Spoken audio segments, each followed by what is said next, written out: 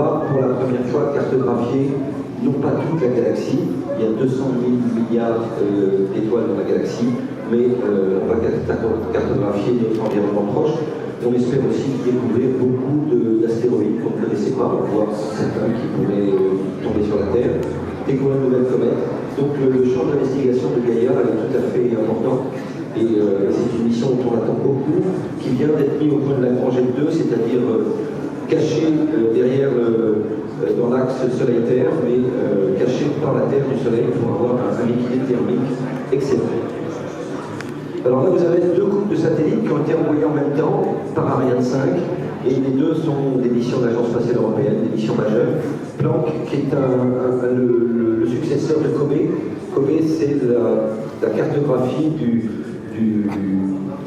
résidu du Big Bang, c'est-à-dire le rayonnement cosmologique à 2,7 degrés Kelvin, moins 270 degrés Celsius, et qui a valu d'ailleurs le prix Nobel à Petty et Wilson quand ils ont détecté ce rayonnement, qui a prouvé que le Big Bang n'était pas une vue de l'esprit, mais une théorie qui était vérifiée, et d'autre part, qui a permis, grâce au satellite COBE, d'avoir le premier prix Nobel dans le cadre d'une mission spatiale. Donc c'est quelque chose qui est très important, et Planck, fruit d'une technologie pour beaucoup française et européenne, cartographiée au ciel, on attend beaucoup les résultats, on a des précisions bien meilleures que ce qui avait été fait auparavant, et donc ça nous donne une image des petites fluctuations de l'univers au moment où celui-ci s'est formé, et ces petites fluctuations, finalement, via un phénomène d'inflation prédit mais pas bien compris, a produit finalement les amas de galaxies et les galaxies qu'on connaît aujourd'hui. Donc cette cartographie est très, très importante. Herschel est un gigantesque télescope dans le domaine de l'infrarouge lointain, et qui est une mission lancée également en mai 2009, et qui cartographie l'univers, cette fois dans l'infrarouge, c'est-à-dire les milieux très froids. Ce qui n'avait pas été fait jusqu'à maintenant, c'est un télescope de très grand diamètre, 3,5 mètres de diamètre.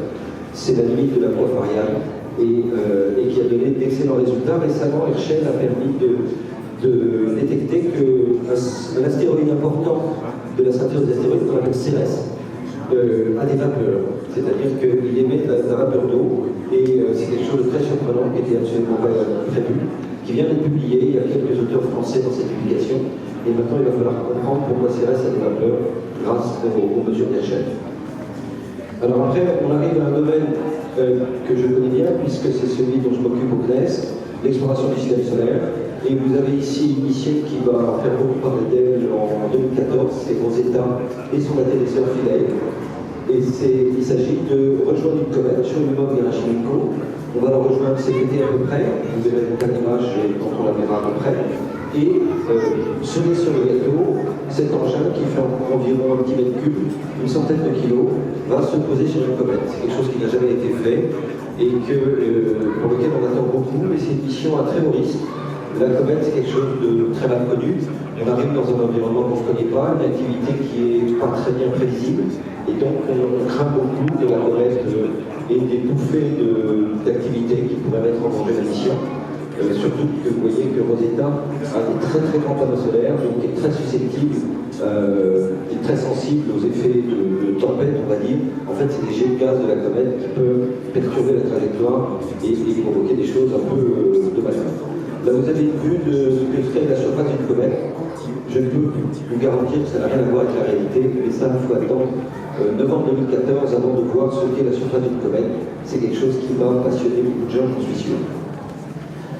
Curiosity, ça c'est une grande mission américaine. Les Américains en font à peu près tous les 10 ans. Et vous avez l'équivalent d'une voiture, un 6 roues, un 6-6 pour les spécialistes, alimenté par une pile nucléaire, donc ayant beaucoup d'énergie.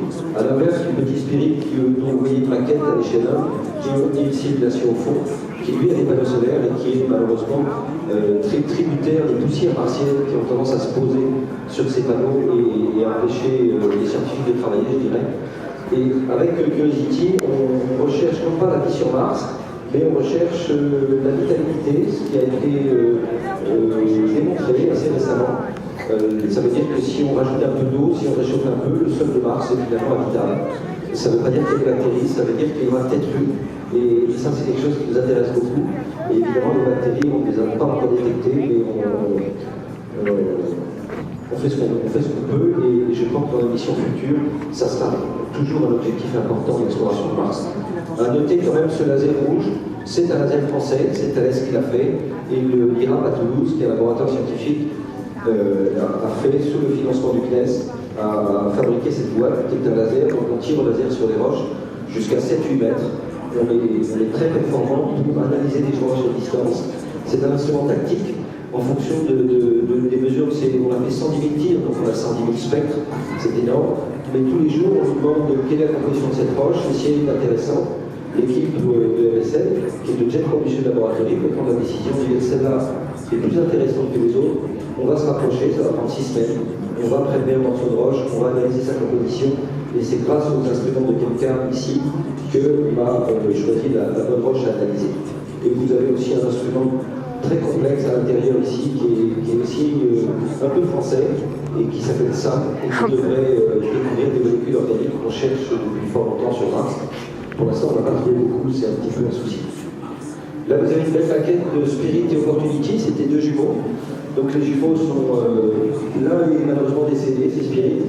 Il ne répond plus quand on envoie des télécommandes. Vous savez comment ça se passe. Si vous envoyez une télécommande et qu'on ne vous répond pas, c'est la fin de la mission. C'est des choses qui arrivent. Et Opportunity, lui, a fêté ses 10 ans sur Mars. C'est tout à fait extraordinaire. Il était prévu pour durer 3 mois. Et ça se passe beaucoup mieux que prévu. Notamment parce que les tornades de poussière nettoient les panneaux solaires régulièrement, ce qui fait que l'énergie est toujours disponible pour Opportunity. À noter qu'il a l'air d'être un peu écrasé, là. La réalité, c'est qu'il est un peu plus haut sous zéro, mais ça, c'est en effet de la maquette. Et vous avez un bras manipulateur, le système d'antenne. Merci d'avoir clashé la maquette, Francis. Merci Francis. Pour les visiteurs de ce groupe, si vous avez bien sûr des questions, vous pourrez vous rapprocher des uns et des autres intervenants tout au long de la matinée et même pendant le déjeuner. Donc ce que je vous propose maintenant, c'est de revenir autour de cette maquette R5. Ah ouais. On va parler maintenant de l'aspect des lanceurs.